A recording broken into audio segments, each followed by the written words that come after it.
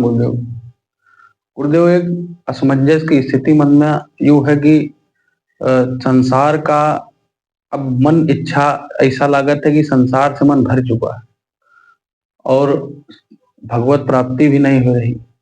भगवान की कृपा अब जब होए तो उके बीच में मन संशय में है, मन लागत नहीं है, कहूँ मन बिल्कुल व्याकुल बना रहा था कि अभी इस स्थिति में यहाँ मतलब का की जाए। क्योंकि संसार में भी बिल्कुल जैसे पहले संसारों में लागत रहा है, कुछ नहीं है तो सांसारिक काम, लेकिन अब संसार से धीरे धीरे मन हट रहा है। तो अब यह व्याकुलता है कि संसारों में नहीं लग रहा है मन और प्रभु के दर्शन भी नहीं हो रहे हैं। तो ये स्थिति पे यहाँ का की जाए, मन बड़ा व्याकुल है। देखो भैया राजन, जो है ये प्रश्न जो है आपका तो बहुत शुभ है। प्रश्न का शुभ है, आपकी अवस्था बहुत शुभ है। काहे? दुनिया के लिए दुनिया रोती है और दुनिया के लिए दुनिया व्याकुल होती है और दुनिया के लिए दुनिया रातों दिन मरी जा रही है। ये संसार का स्वभाव है। हमें किसी तरह संसार प्राप्त हो जाए, इसीलिए तो सब परेशान है। और जिसके मन में यह है कि हमें किसी तरह परमात्मा प्राप्त हो जाए, तो उससे ज्यादा भाग्यशाली और कोई नहीं है। अभी तुरंत आपके आने से पहले यही बात हो रही थी कि भाग्यशाली वही है, उसी का समझो ये अंतिम जन्म हो जाएगा जो परमात्मा के लिए व्याकुल हो सकता। हाँ, उसकी ये अंतिम रात होगी, माने ये मनुष्य जन्म जो है अब जाग जाएगा, उसके जागने का समय आ गया। दूसरी चीज, भगवान संसार में मन न लगना, ये बहुत शुभ समाचार है। ये कोई नहीं कहता हमारा मन नहीं लगता, सब ये कहते हैं कि मन रुकता नहीं, है ना। ध्यान में, भजन में, भगवान स्मरण में हमारा मन रुकता नहीं है, ये संसार का प्रश्न है। और ये कोई नहीं कहता कि भगवान में मन नहीं लगता, मतलब ये संसार में मन नहीं लगता। तो ये तो बहुत शुभ समाचार है। अब रही बात भगवत प्राप्ति की, तो भगवत प्राप्ति हर समय हर व्यक्ति को है। ये एकदम धैर्य से थोड़ी देर समझ के और निश्चिंत हो जाओ। भगवत प्राप्ति हर समय हर व्यक्ति को हर हाल में है। सोते जागते उठते बैठते भगवत प्राप्ति है आपको। क्यों? क्योंकि अपने ही शरीर में देखो जितनी क्रियाएं हो रही हैं, क्या वो आप कर रहे हो? ये सुना है कि भगवान विष्णु जो है वो क्षीर सागर में रहते हैं और उनका काम है संसार का पालन पोषण करना। माने परमात्मा का ही एक वो जो शक्ति है, वही ब्रह्मा है, वही विष्णु है, वही महेश है, वही काली है, सब रूप उसी के हैं। तो कहा जाता है विष्णु रूप से वो पालन करता है, शिव रूप से सबका संहार कर देता है, ब्रह्मा रूप से सबको प्रकट कर देता है ना। तो उनका निवास स्थान भी लिखा है क्षीर सागर। तो आप विचार करो का कहीं दूध का समुद्र होगा बाहर? यही क्षीर सागर है जहां से हम माता के स्तन से दूध पी के बड़े होते हैं। हृदय को ही क्षीर सागर कहा गया है। अब तुम्हारे हृदय में परमात्मा विराजमान है, इसीलिए तुम्हारे बिना सोचे श्वास चलती रहती है। तुम्हारे हृदय में परमात्मा विराजमान है, इसीलिए आंखें देख पाती हैं, कान सुन पाते हैं, मुख से आवाज निकलती है, भोजन हजम होता है। का ये सब हम जानबूझ के कर सकते हैं? क्या हम आंख बना सकते हैं या आंख से देख सकते हैं? कान बना सकते हैं या सुन सकते हैं? अरे और छोड़ो, हो रहा है, लेकिन कैसे हो रहा है हम नहीं जानते। सुन लिया तो सुन लिया, और सुनना कहाँ ग्रहण हुआ हम नहीं जानते। देखना कहाँ ग्रहण हुआ हम नहीं जानते। मिठाई खाई, मीठा लगा, और यह मिठाई कहाँ अंदर ग्रहण हुई हम नहीं जानते। मैं कहते जरूर है कि मैं जानता हूं, मुझे मीठा लगा, मुझे जाड़ा लग रहा, मुझे गर्मी लग रही, कहते हो, लेकिन कहाँ ये कैसे हो रहा है जानते हो? अगर परमात्मा नहीं होगा तो कुछ नहीं होगा। जीव जो है, जीव जो हम तुम हैं, तो ईश्वर अंश लिखा है, ईश्वर अंश जीव अविनाशी, तो ईश्वर का अंश नहीं हो सकता। समझाने के लिए, चूंकि हमको अलगाव महसूस होता था, तो इसलिए समझा दिया गया कि तुम चिंता न करो, तुम भगवान के अंश हो। भगवान भी गीता में अर्जुन से कहते हैं कि अर्जुन चिंता न करो, इस शरीर में जो जीव है ये ममई वांसो, ये मेरा ही अंश है। ममई वांसो जीव लोके जीव भूतो सनातना, कहा ये जो नाशवान शरीर है इसमें सनातन जो तत्व है जिसका नाश नहीं होगा वो है जीव, और वो मेरा ही अंश है। अंश होता नहीं परमात्मा का। कैसे? थोड़ा देर ये समझ लो, जैसे उस दिन बताए थे कि चंद्रमा आकाश में है तो पूरा प्रकाश उसका फैला है, तो प्रकाश और चंद्रमा दोनों एक ही चीज है। भाई चंद्रमा का तो प्रकाश है। जैसे अभी रामगढ़ परमहंस जी वाली बात थी कि दूध और सफेदी अलग अलग तो हो नहीं सकती, कि नहीं सफेदी अलग करो दूध अलग करो। आग और उसकी ऊष्मा का अलग अलग हो सकती है, बर्फ और उसकी शीतलता का अलग अलग हो सकती है, चंद्रमा और उसका प्रकाश का अलग हो सकता है, प्रकाश तो अलग हो नहीं सकता। तो उदाहरण से कैसे अलग हुआ? प्रकाश फैला है सब जगह, प्रकाश माने किरणें आ रही, विकृत हो रहा है, फैल रहा है प्रकाश। अब थाली में जब पानी रख दो तो फोटो बन जाता है, तो दूसरा चंद्रमा आभासित होने लगता है। इसी तरह जहां जहां प्राण होते हैं, शरीर और प्राण, शरीर प्राण के लिए बने हैं ताकि प्राण चले, अब जहां प्राण होते हैं वहीं पर उस परमात्मा का प्रकाश जीव के रूप में चमकने लगता है। जैसे तार में बिजली है और जहां बल्ब लगा वहां चमकने लगा, तो ये जो उजाला चमक निकल रहा है यही जीव है।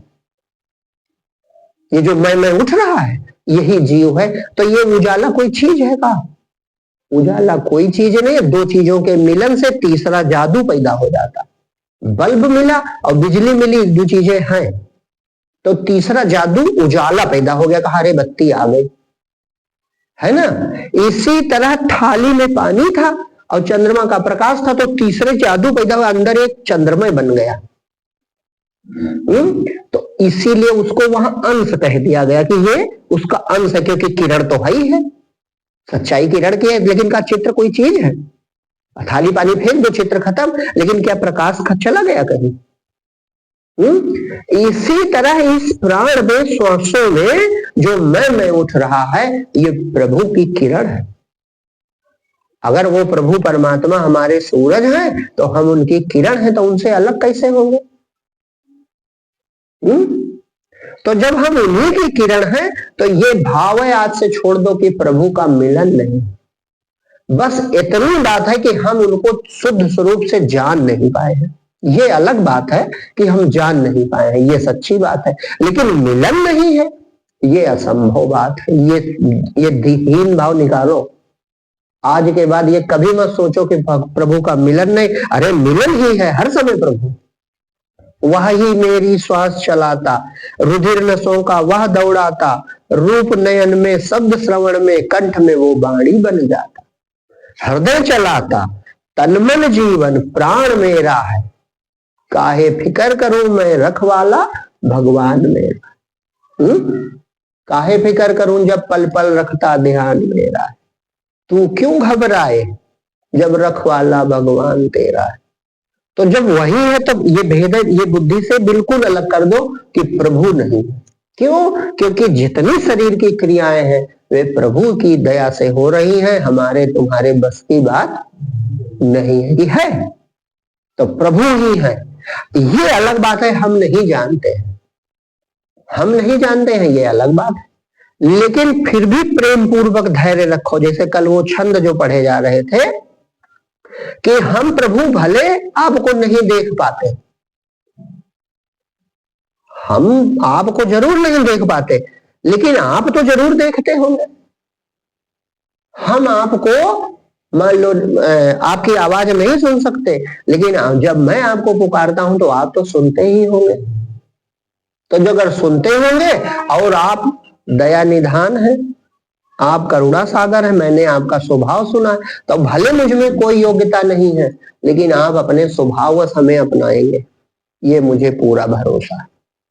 मैं तो किसी लायक नहीं हूं, न मैंने कोई त्याग किया है, न कोई तपस्या की है, और लोग बस केवल आपको पुकारने लगा हूं, क्योंकि मैंने सुना है कि आप बड़े दयालु हो और केवल नाम ले लेने से आ जाते हो।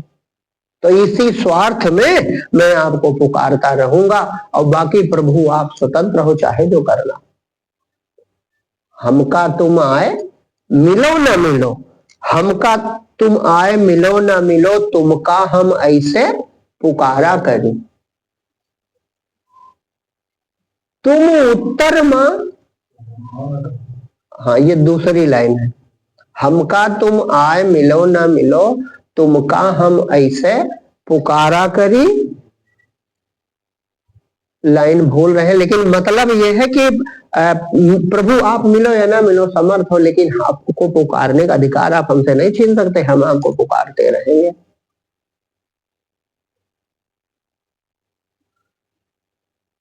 परमात्मा का अपनापन जो है यही प्रेम है, क्योंकि अपनी चीज बहुत प्यारी होती है। तो प्रभु हमारे अपने हैं, हम निराकार जीव हैं, और शरीर में इस समय हमें भाव बन गया अज्ञान बस कि हम शरीर है, लेकिन हम शरीर है नहीं। प्रभु तुम हमारे हो, हर समय सुन रहे हो, हर समय हमें जान रहे हो, हर समय देख रहे हो, इसलिए हम आपको पुकारते रहेंगे। कभी न कभी तो आप कृपा करोगे, जब सब पर कृपा करते हो तो मुझ पर भी करोगे, और तुम हमें पूर्ण धैर्य है, चाहे जब कृपा करो। दूसरी चीज, मेरी चूक आप नहीं देखोगे, क्योंकि आपका स्वभाव दया का है, और मैं आपकी ही रचना हूं, तो मुझ में कौन सा गुण है, कौन सा अवगुण है, कौन सी अच्छाई है, कौन सी बुराई है, तो दीनानाथ आपसे तो छुपा नहीं। तो हम योग्य बनकर आपसे कैसे मिल सकते? हम योग्य बनकर आपके मिलने के लायक बन जाएं, वह विद्या हम नहीं जानते हैं, तो यह आप को ही ये बताना पड़ेगा। और चाहे सीधे आप गोद में लो, और चाहे सुधारना हो तो आपको ही वह रास्ता हमें सुझाना पड़ेगा। कैसे पुकारूं तो सुन लोगे, मेरे भी दुख दूर करोगे, कोई उपाय बताओ। भक्त कहता है प्रभु आपको ही बताना भी पड़ेगा, क्योंकि मेरे बस की बात। तो ये समर्पण का भाव रखो और निरंतर भजन करते रहो। परमात्मा तुम्हें प्राप्त है। दर्शन की रही बात, तो जब वो चाहेगा तो दे देगा, जब खुश हो जाएगा। प्रसन्न ही है, प्रसन्न ना होता तो आप सत्संग न सुनते, प्रसन्न ना होता तो उसका नाम न लेते, प्रसन्न ना होता तो संतों की बातें अच्छी न लगती, और प्रसन्न वह ना होता तो आप उसके लिए व्याकुल ना होते। वे बहुत भाग्यशाली हैं जो अकेले में बैठ के भगवान को पुकारते। जो अकेले में होते हैं हम, वही हम सचमुच हैं। अकेले में जब कोई हमारे साथ नहीं, बिल्कुल हम अकेले हैं, उस समय अगर हम भगवान को पुकार रहे हैं तो हम सच्चे भक्त हैं।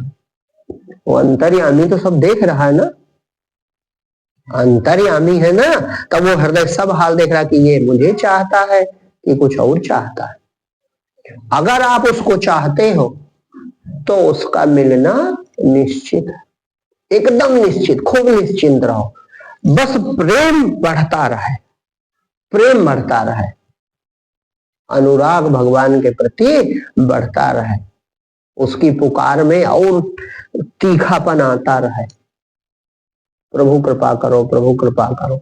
कृपा तो वो कर ही देगा, और जब कृपा करेगा तो निहाल हो जाओगे, दिखा देगा कि देखो चिंता ना करो, हम ही हैं और हम ही सब कुछ है, पूरा संसार हम हैं, इसलिए अब तुम चाहे जैसे रहो, कोई बाधा पड़ने वाली नहीं है। सब रूप हमारे हैं, सबको हमारी ही लीला है, और सब लीला करके भी मैं तुम्हारे हृदय में विद्यमान हूं। हृदय माने वो भगवान ही है, ये शरीर में हृदय नहीं है।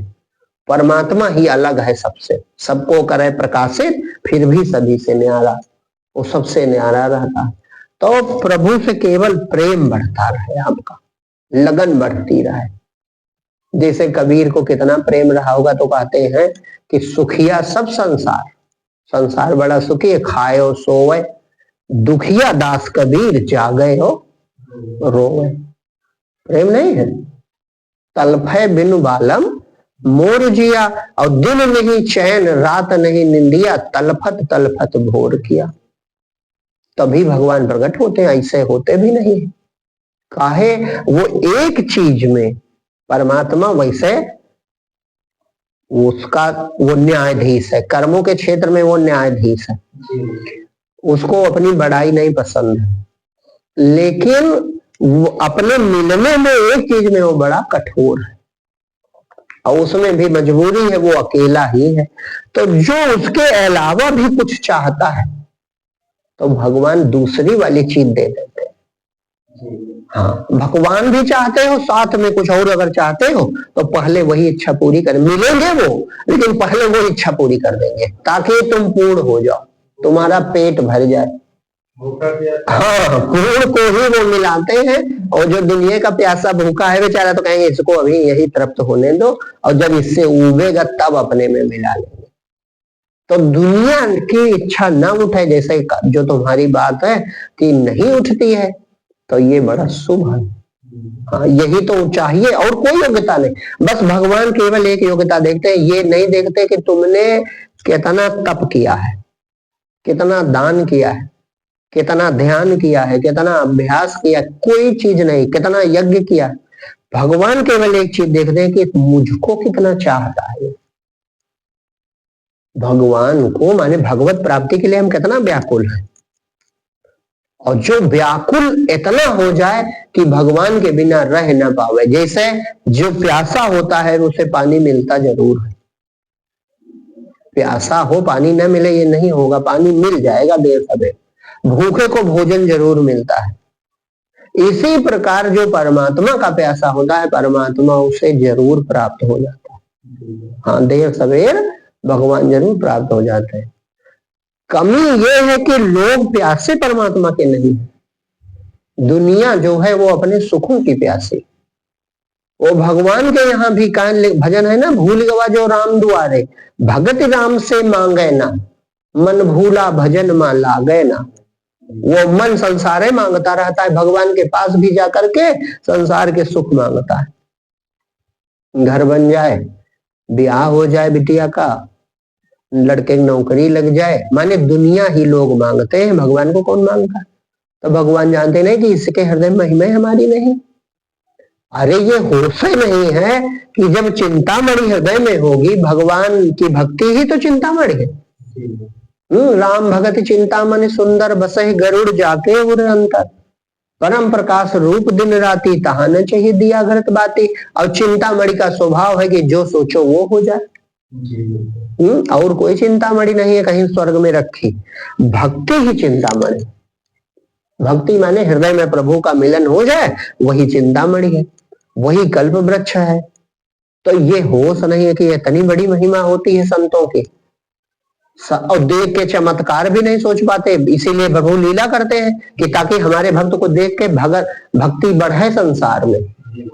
और लोग फिर भी देखो दुनिया मांगते रहते, दुनिया मांगते रहते हैं।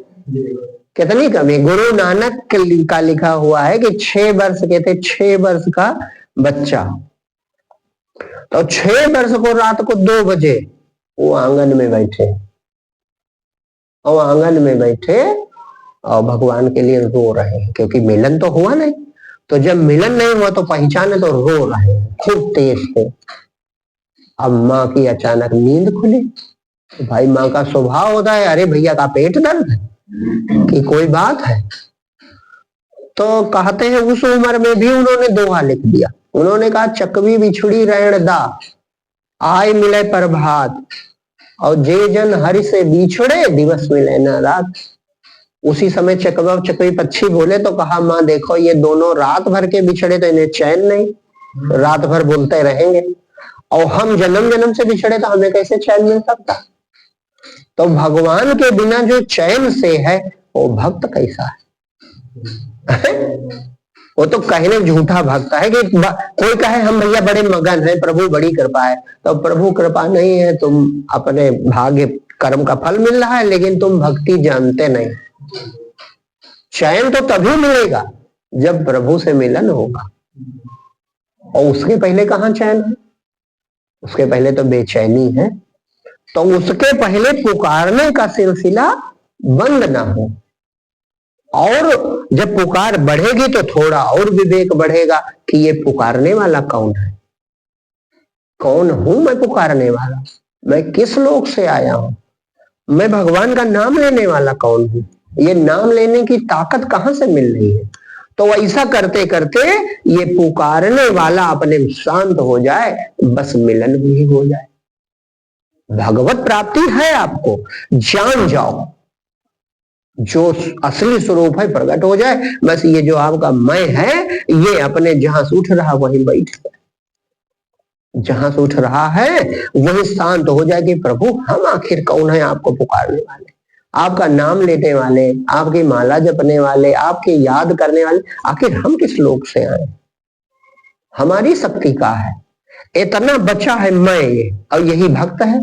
ठीक है, भक्त में बहुत अच्छा है, लेकिन भक्त में भी जब शांत हो जाए, भक्त में भी जब अपने आधार में डूब जाए, प्रभु हमारे कौन बल आपका नाम लेंगे, ये भी एक अहंकार ही है, प्रभु आप हो। जैसे पूर्ण डूबा, बस वो अखंड मंडलाकारम व्याप्तंगेन चराचरम, वह दशा खुल जाती, आत्म पद का दर्शन हो जाता है, तब आप निहाल हो जाओगे, फिर भक्ति शुरू होगी।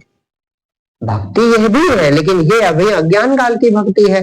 तब ज्ञान हो गया पहली मुलाकात में कि ये रूप है, तब तो फिर समाधि होने लगेगी, तब समाधि शुरू हो जाएगी। तो ये जो मैं है खूब अच्छे से समझो, मैं जो उठ रहा है ये कहां से उठ रहा है, और सत्य है ये, और सब चीजें झूठी हैं, ये मैं सत्य है, ये नहीं सत्य। स्वप्न में ये शरीर छूट जाता है, आंखें, हाथ पांव, इंद्रियां, दूसरा शरीर, दूसरी इंद्रियां, लेकिन तुम वही हो कि नहीं हो रात वाले। और गहरी नींद में सब कुछ छूट जाता, कोई होश ही नहीं रहता। मृत्यु में ये शरीर छूट जाएगा, नया मिलेगा, लेकिन आप रहोगे। काहे? भगवान कहते हैं कि ये जो है ये मेरा अंश है, इस शरीर में, नाशवान शरीर में अविनाशी जो जीव है ये मेरा सनातन अंश है। तो तुम अंश हो, तो जैसे किरण अपने आधार में केवल जान जाए आधार को, मैं चंद्रमा हो गई, सूरज की किरण जान जाए सूरज हो गई, इसी तरह ये जीव अपने आधार में प्रभु में डूब जाए।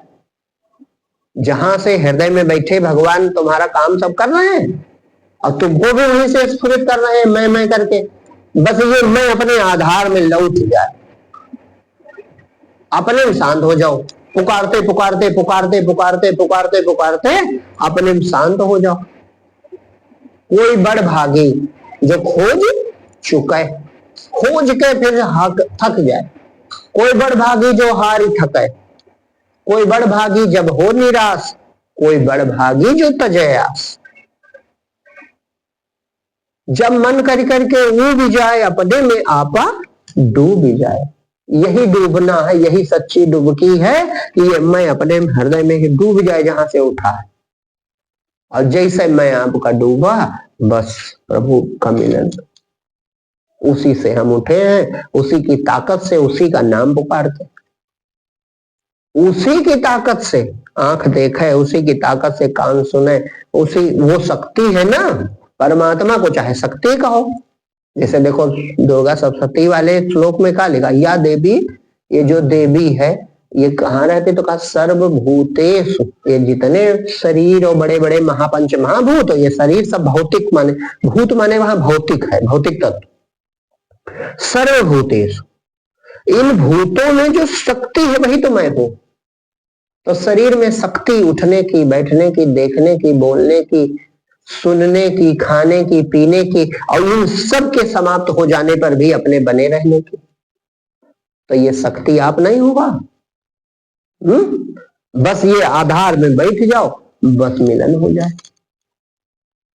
बहुत सरल है, बहुत नजदीक है, परमात्मा से नजदीक तुम्हारे और कुछ नहीं। ये प्राण दूर, दुनिया की नजर में प्राण प्यारे होते हैं, लेकिन प्राण भी दूर है, प्राण साथ नहीं देंगे, दूसरे शरीर में दूसरे प्राण चलेंगे, लेकिन परमात्मा हमेशा रहेगा। परमात्मा वो प्राणों से प्यारा है, वही परम प्रीतम है सबका, वो उसी के लिए हम सब परेशान है। वही पूर्ण है, वही अजर अमर अविनाशी है, वही सुख स्वरूप है, वही सच्चिदानंद है, और वही हम ढूंढ रहे हैं। हम भी यही ढूंढते हैं हम कभी मरे ना, हम भी यही ढूंढते हैं बड़ी मौज में रहे, हम भी यही ढूंढते हैं कि ये सब मजदूरी बाहरी छूट जाए भगवान है। तो ये रूप वैसी का है सच्चिदानंद का, हृदय में विद्यमान है, बस अपने शांत हो जाओ और काम बन जाए। ना शांत हो पाओ कोई बात नहीं, परमात्मा तो देख ही रहा है, वो परमात्मा सब देख रहा है ना, तो वो खुद सब कर देगा। सच्ची पुकार जब देखता है भक्तों की तो प्रभु कृपा कर देते, बाहर से गुरु के रूप में और अंदर वो निराकार चेतना के रूप में। चेतना तो यहाँ भी है, चाहे हमारे शरीर में, चाहे तुम्हारे, चाहे जिस शरीर में देखो, तो वो दोनों तरफ से कृपा करके अपने मिला लेता है, बाहर से अंदर धकेलता है और अंदर पहुंचने पर अपने में खींच लेता है। ऐसी कृपा है उसकी, कृपा उसकी जन्म होते ही शुरू हो गई थी। जैसे कल वाली बात थी कि भगवान राम कहते हैं कबहु कर करुणा नर देहि देते ईश, अकारण कृपा करने वाला भगवान वो वही शरीर देता है, तो कृपा तो वहीं से शुरू है। और फिर ये ज्ञान सत्य लगने लगे, संतों की बातें अच्छी लगने लगे, हमको संत प्यारे लगने लगे, तो समझो बहुत बड़ी कृपा है। अब तो आप एकदम समझो काम बन गया है आपका, बस खूब प्रेम से पुकारते रहो और थोड़ा थोड़ा जब पुकार के थको तो अपने शांत हो जाया करो, शांत होते ही उसका स्वाद मिलेगा आपको। इसे पुकारा और पुकारने के बाद डूब जाओगे, प्रभु तुम ही तो हो, हम कहाँ हैं, ये मैं हम किस लोक से आए, हम आखिर तुमसे अलग हो कैसे सकते हैं, और हैं तो कौन है हम, शरीर तो है नहीं, तो जब शरीर नहीं है तो अंदर हम कौन। तो ऐसा विचार करते करते अपने में शांत हो जाओ, समर्पण कर दो कि प्रभु तुम ही हो मेरे रूप में, बस उसकी कृपा अनुभव होने लगेगी धीरे धीरे धीरे धीरे। ये जो विरह है, भगवान से मिलने की प्यास, यही एक हेतु है जो भगवान तक ले जाएगी। हाँ, यही एक हेतु है और कोई दूसरा हेतु नहीं। भगवान से मिलने की प्यास ही धीरे धीरे हमें अपने स्वरूप में डुबा देगी, और कोई दूसरा हेतु नहीं।